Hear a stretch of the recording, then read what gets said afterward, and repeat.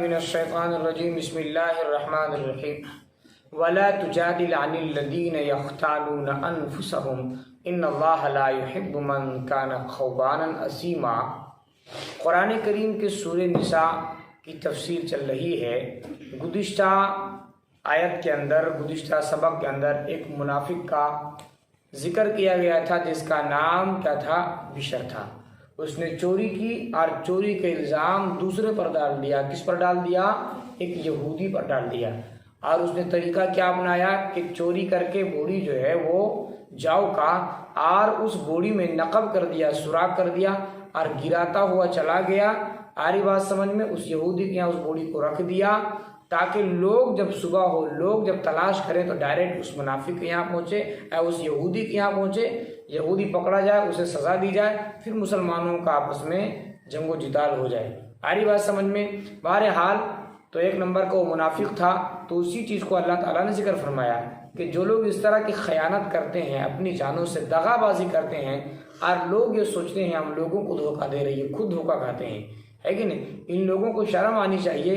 یہ جو ہے لوگوں سے تو شرم آتے ہیں، لوگ ان کو چور کہیں گے، لیکن اس طرح کی حرکت کرتے ہوئے اللہ تعالیٰ سے ان کو شرم نہیں آتی ہے۔ اللہ تعالیٰ نے آگے ان لوگوں کے لیے بھیانک وعید کا ذکر فرمایا ایسے لوگوں کے لیے رسوا کرنے والا عذاب تیار کیا گیا ہے۔ فرمایا ولا تجادل عن الذین، اور آپ جھگڑا نہ کریں عن الذین، ان لوگوں کی جانب سے الذین یختانون انفسہم، جو اپنے جانوں سے کیا کرتے ہیں؟ خیانت کرتے ہیں۔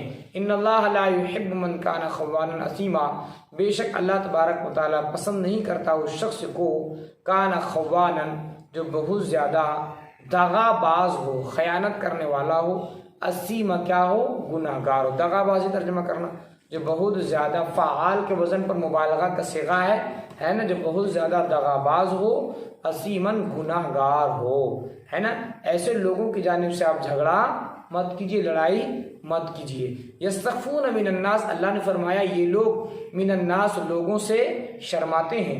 ولا یستخفون من الناس، اور یہ اللہ سے نہیں شرماتے۔ وہو معہم، یہ اللہ سے شرماتے نہیں ہیں، حالانکہ لوگوں سے زیادہ کون جانتا ہے؟ اللہ جانتا ہے کہ نہیں؟ اللہ تو اس وقت بھی جانتا ہے کہ رات کے تنہائی کے وقت میں یہ لوگ جو چپ کے مشورہ کرتے ہیں، ان چیزوں کا مشورہ کرتے ہیں جو اللہ کو پسند نہیں ہے، اللہ ان چیزوں کو بھی جانتا ہے۔ تو اصل شرمانا کن سے چاہیے؟ اللہ سے شرمانا چاہیے۔ لوگ کیا کر لیں گے؟ اسی کو اللہ نے فرمایا کہ وہ لوگ شرماتے ہیں لوگوں سے۔ ولا یستخفون من الناس، اور نہیں شرماتے اللہ سے۔ وہو معہم، حالانکہ اللہ ان کے ساتھ ہوتا ہے۔ اذ یبیتون ما لا یرضی من القول، اس وقت جب وہ لوگ راتوں کو مشورہ کرتے ہیں، ما لا یرضی من القول، ان باتوں کا جو اللہ کو پسند نہیں ہے۔ وَكَانَ اللَّهُ بِمَا يَعْمَلُونَ مُحِيطًا، حالانکہ اللہ تبارک و تعالیٰ اس چیز کو جو وہ کرتے ہیں محیط، احاطہ کیے ہوا ہے، گھیرے ہوا ہے ان کی باریکیوں سے۔ دیکھو کل ہم کیا سوچیں گے، پرسوں ہم کیا سوچیں گے، اللہ تبارک و تعالیٰ اس چیز کو بھی جانتا ہے۔ کرنے کی بات تو چھوڑ دو، جو ہم سوچیں گے اللہ تعالیٰ اس چیز کو بھی جانتا ہے۔ اللہ تعالیٰ اس چیز کو بھی جانتا ہے کہ کل کون سا پتا اڑے گا، اس چیز کو بھی، یعنی دنیا کے اندر، زمین و آسمان کے اندر، پوری کائنات میں کوئی بھی ایسی چیز نہیں ہے جو اللہ تعالیٰ سے ڈھکی اور چھپی ہو۔ اس لیے اللہ تعالیٰ کہتا ہے کہ لوگوں سے کیوں شرم کرتے ہو؟ اگر شرم کرنی ہے کس سے کرو؟ اللہ سے کرو۔ جو رات کی تنہائی میں ہے نا، اندھیری رات میں تم چپ کے مشورہ کرتے ہو، اللہ اسے بھی جاننے والا ہے۔ فرمایا ہا انتم ہاؤلا، تم وہ لوگ ہو، جادلتم، کہ تم لوگ جھگڑتے ہو، عنہم، ان کے جانب سے، فی الحیات الدنیا، دنیاوی زندگی میں، فمن یجادل اللہ، یعنی دنیاوی زندگی میں ان لوگوں کے لیے جھگڑا کر رہے ہو، ان لوگوں کے لیے جھگڑا کر رہے ہو، اور نادانی کی وجہ سے کہہ لو یا پھر جان بوجھ کر کہہ لو، ان کو جو ہے تم بچا رہے ہو۔ آری بات سمجھ میں؟ نادانی سے ان لوگوں کو تم کیا کر رہے ہو؟ بچا رہے ہو۔ تو اللہ تبارک و تعالیٰ کہتا ہے یہ بتاؤ کہ قیامت کے دن ان لوگوں کو کون بچائے گا؟ اس کا دو مطلب ہے۔ ایک تو مطلب یہ ہے کہ یہ جو منافق تھا، اس کے جو سپورٹر تھے، اس کے خاندان والے، اس کے مخاطب یہ لوگ ہیں، اس کے مخاطب یہ لوگ ہیں۔ آری بات سمجھ میں؟ تو اس صورت میں مطلب یہ ہوگا کہ یہ لوگ جاننے کے باوجود بھی اگر ان کو بچانے کی کوشش کر رہے تھے، بشر نامی شخص کو بچانے کی کوشش کر رہے تھے تاکہ اس کا ہاتھ نہ کٹ جائے، تو اس کا اس صورت میں مطلب یہ ہوگا کہ تم لوگ تو اس کو دنیا میں بچا دو گے، لیکن آخرت میں کون اس کو بچائے گا؟ آخرت میں کوئی بچانے والا نہیں ہے۔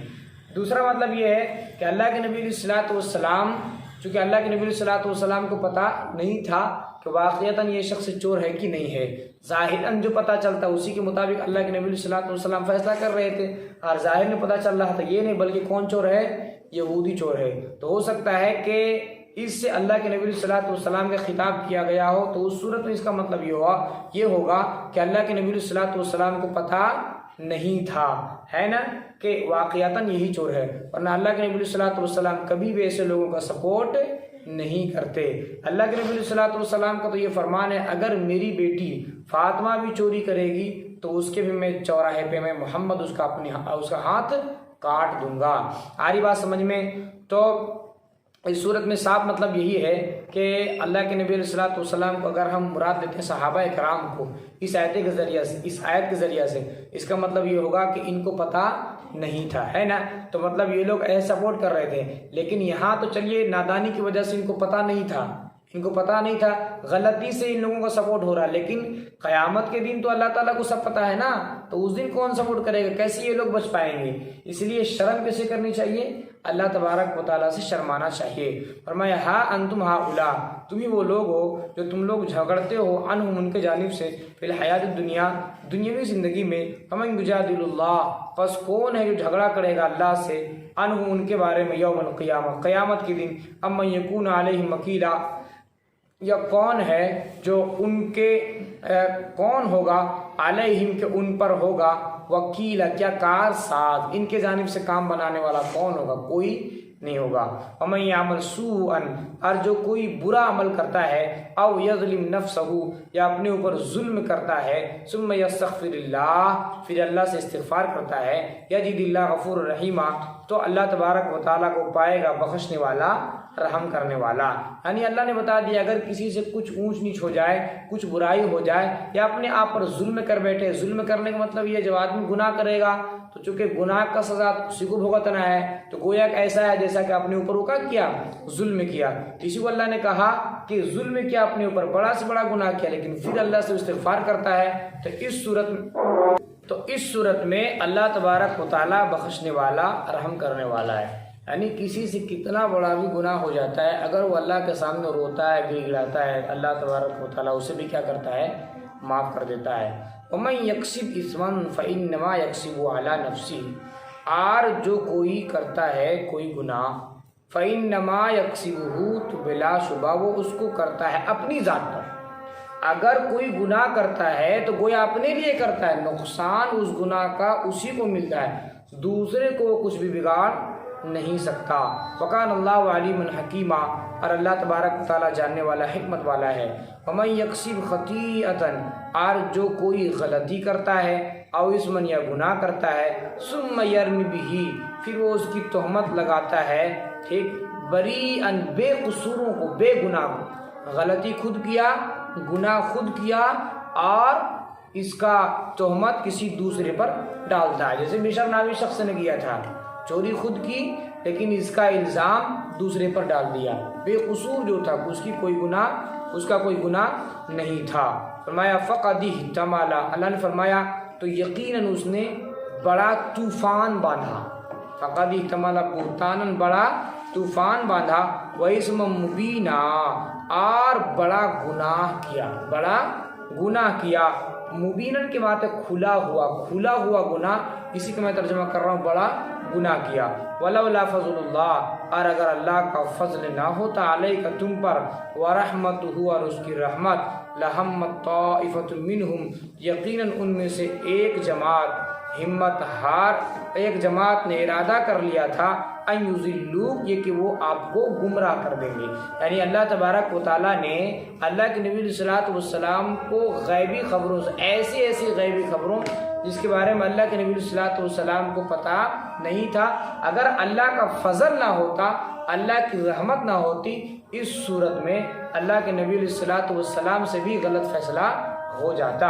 جیسے یہیں پر دیکھ لو بشر نامی شخص کے متعلق، ہے نا، اللہ کا فضل ہوا اس لیے غلط فیصلہ نہیں ہوا، کیونکہ انسان جو فیصلہ کرتا ہے وہ ظاہری اعتبار سے فیصلہ کرتا ہے۔ اللہ کے نبی علیہ الصلوۃ والسلام جو ظاہری اعتبار سے جو انہوں نے دیکھا کہ آٹا جو کا آٹا اس کے یہاں یہودی کے یہاں پایا گیا ہے نا، تو انہیں کو سزا چور قرار دیا، آ رہی بات سمجھ میں، لیکن اللہ کا فضل ہوا ہے نا، اللہ کا فضل ہوا، اللہ کی رحمت ہوئی، تو اللہ تبارک و تعالیٰ نے قرآن کریم کی آیت کو نزول فرمایا اور اس کے ذریعے سے بتا دیا کہ چور وہ یہودی نہیں ہے، وہ یہودی تو بے قصور ہے، چور یہ بشر نامی شخص کون ہے؟ منافق ہے۔ اسی کو اللہ نے کہا کہ اگر اللہ کا فضل نہ ہوتا ہے نا اور اس کی رحمت نہ ہوتی لہمت طائفۃ منہم، تو ان میں سے ایک جماعت لہمت ارادہ کر لی تھی ان یضلوک، یہ کہ وہ آپ کو کیا کر دیں گے؟ گمراہ کر دیں گے، بھٹکا دیں گے۔ ما یضلون، یہ تو سمجھ رہا تھا کہ ہم نبی علیہ الصلوۃ والسلام کو یہ کر دیں گے، گمراہ کر دیں گے، ان کو غلط غلط باتیں سمجھا دیں گے، لیکن ایسے لوگ کسی کو گمراہ نہیں کرتے بلکہ خود کیا ہوتے ہیں؟ گمراہ ہوتے ہیں۔